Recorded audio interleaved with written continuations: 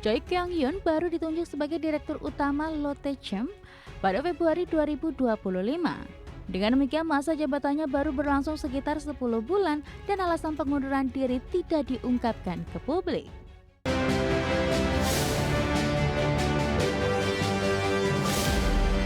PT Lotte Chemical Titan Tbk mengumumkan pengunduran diri Direktur Utama Choi Kyung-yun setelah menjabat kurang dari 1 tahun. Perseroan akan menindaklanjuti keputusan tersebut melalui rapat umum pemegang saham luar biasa sesuai dengan ketentuan. PT Lotte Chemical Titan Tbk atau emiten berkode saham FPNI resmi mengumumkan pengunduran diri Choi Kyung-yun dari jabatannya sebagai Direktur Utama. Perseroan menerima surat pengunduran diri tersebut pada 19 Desember 2025 sebagaimana disampaikan dalam keterbukaan informasi. Choi Kyung-yun baru ditunjuk sebagai Direktur Utama Lotte Chem pada Februari 2025. Dengan demikian, masa jabatannya baru berlangsung sekitar 10 bulan dan alasan pengunduran diri tidak diungkapkan ke publik. Choi merupakan lulusan teknik kimia dari Yongnam University, Korea Selatan tahun 2012. Karirnya berlanjut di Lotte Chemical Corp sebelum menjabat berbagai posisi strategis di unit bisnis Lotte Chemical di Indonesia. Sejak Desember 2024, Choi menjabat sebagai Presiden Direktur PT Lotte Chemical Nusantara. Posisi tersebut masih diemban hingga saat ini sehingga Choi merangkap jabatan bersama posisinya sebagai Dirut Lotte Chem. Manajemen menjelaskan perseroan akan menggelar rapat umum pemegang saham luar biasa. RUPSLB akan dilaksanakan paling lambat 90 hari sejak surat pengunduran diri diterima untuk memutuskan status pengunduran diri tersebut. Berbagai sumber, IDX Channel. Dari emiten teknologi pemirsa di mana PT Solusi Sinergi Digital Tbk atau SURS menjalin kerjasama strategis dengan penyedia solusi IT Global Fiber Home. Kolaborasi ini ditargetkan mempercepat komersialisasi layanan 5G Fixed Wireless Access berbasis spektrum 1,4 GHz di Indonesia. PT Solusi Sinergi Digital Tbk atau emiten berkode saham WIFI resmi menggandeng Fiber Home untuk mengembangkan layanan 4G FWA Search di Indonesia. Layanan ini menggunakan spektrum 1,4 GHz dan menjadi peluncuran komersial pertama di dunia untuk teknologi tersebut. Kolaborasi ini menjadi langkah strategi search dalam menyediakan internet rakyat atau IRA yang terjangkau dan berkualitas. Search menargetkan jutaan rumah tangga terutama di wilayah yang selama ini belum atau kurang terlayani infrastruktur digital. Berdasarkan perjanjian kemitraan Fiber Home akan memasok perangkat FWA yang dioptimalkan khusus untuk spektrum 1,4 GHz.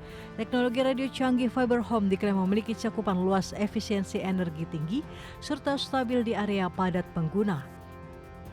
Implementasi awal akan difokuskan di wilayah Jawa sebagai area dengan permintaan konektivitas tinggi. Search juga menargetkan perluasan ke Maluku dan Papua untuk menjembatani kesenjangan akses internet di wilayah timur Indonesia. Search dan Fiber Home telah melakukan uji prakomersial melalui set on air di wilayah Jawa. Layanan 4G FWA komersial dijadwalkan meluncur kuartal 1 2026 dengan kecepatan hingga 100 Mbps dan tarif Rp100.000 tanpa batas kuota. Tim Liputan IDX Channel. Pemirsa, PT Personel Alih Daya Tbk atau emiten berkode saham PADA berhasil membalikan kinerja keuangan dari rugi menjadi laba hingga kuartal ketiga 2025. Strategi bisnis existing dan ekspansi layanan baru menjadi pendorong utama perbaikan kinerja perseroan. PT Personel Alih Daya Tbk atau emiten dengan kode saham PADA mencatatkan laba bersih sebesar Rp780 juta hingga kuartal 3 2025. Capaian ini berbalik dari kerugian Rp7,95 miliar pada periode yang sama tahun sebelumnya atau naik 109,8% secara tahunan. Direktur Utama PADA Cahyanul Uswa menyebut kinerja positif ini merupakan hasil implementasi strategi ganda perseroan. Strategi tersebut dijalankan melalui penguatan bisnis existing sekaligus pengembangan bisnis baru. Pendapatan perseroan tumbuh 17% menjadi Rp794,7 miliar, Kenaikan ini ditopang penambahan volume bisnis dari klien existing serta ekspansi layanan jasa kurir yang mendorong laba kuartal menjadi 29 miliar rupiah. Total aset PADA per 30 September 2025 mencapai 266,5 miliar rupiah atau naik 10,1% dibanding akhir 2024. Sementara itu total liabilitas meningkat 18,9% menjadi 148,2 miliar rupiah seiring penambahan kewajiban untuk mendukung operasional. Kedepan PADA akan terus memfokuskan bisnis pada penyediaan solusi tenaga kerja outsourcing yang berkualitas. Perseroan juga menegaskan komitmen untuk menjaga efisiensi operasional serta profitabilitas secara berkelanjutan. Tim Liputan, IDX Channel. Pemirsa, jelang puncak libur Natal dan Tahun Baru 2026, Menko Bidang Infrastruktur dan Pembangunan Kewilayahan Agus Harimurti Yudhoyono meninjau kesiapan Stasiun Gambir. AHY menegaskan seluruh infrastruktur kereta api dalam kondisi siap beroperasi.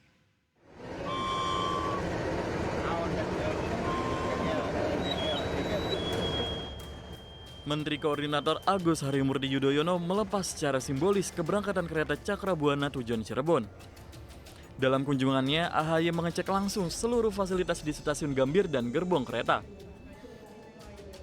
AHY menegaskan pemerintah bersama para pemangku kepentingan telah melakukan berbagai antisipasi agar perjalanan selama periode libur akhir tahun berlangsung optimal. AHY juga menyebut tak hanya fokus pada kesiapan layanan, namun aspek keselamatan turut menjadi perhatian utama. Bahwa pelayanan kereta di Indonesia, dimanapun itu, benar-benar mengedepankan faktor keselamatan, itu nomor satu. Yang kedua tentunya ketepatan waktu atau on-time performance. Dan yang ketiga adalah kenyamanan. Ini yang menjadi kekuatan KAI selama ini. Oleh karena itu, termasuk di masa Nataru, kami ingin terus mendorong sekaligus berkolaborasi dengan KAI untuk bisa meningkatkan pelayanannya. Pada tahun ini terdapat peningkatan penumpang kereta api sekitar 8,5%. Dari Jakarta, Amrina Rida, Seto Pratomo, IDX Channel.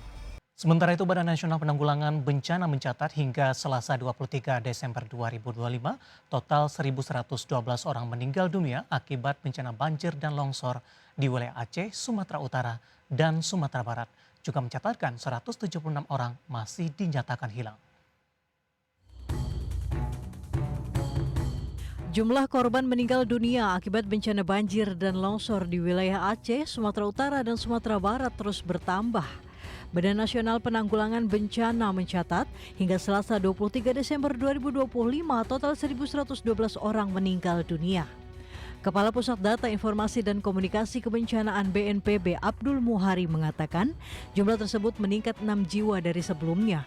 BNPB juga mencatat 176 orang masih dinyatakan hilang. Mereka hingga kini masih dalam pencarian tim SAR gabungan. Sedangkan jumlah warga yang mengungsi akibat banjir bandang dan tanah longsor sekitar 498.447 jiwa. BNPB pun memastikan akan menjamin kebutuhan sandang dan pangan ratusan ribu pengungsi tersebut. Saat ini pemerintah bersama BNPB dan semua pihak terus fokus pada penanganan pasca bencana, mencakup pencarian korban, distribusi bantuan logistik, pemulihan akses jalan dan komunikasi, serta pemulihan infrastruktur dasar seperti listrik dan BBM di wilayah terdampak. Kita dukung kebutuhan makanan dan non-permakanannya, sehingga benar-benar saudara-saudara kita yang saat ini masih berada pada titik-titik pengungsian maupun yang sudah kembali ke rumah atau sementara tinggal di rumah kerabat saudara, ini masih terus kita dukung kebutuhan makanan dan sandangnya. Dalam konversi pers juga ditunjukkan peta kondisi ruas terdampak bencana alam Provinsi Aceh, di mana ruas berwarna hitam sudah dapat ditempuh dan ruas kuning masih dalam tahap perbaikan. Abdul Muhari menjelaskan, Kementerian PU menargetkan hampir semua titik jalan dan jembatan yang menghubungkan Biroen dan Bener Meriah akan selesai tidak lebih dari akhir Desember 2025. Tim Liputan IDX Channel.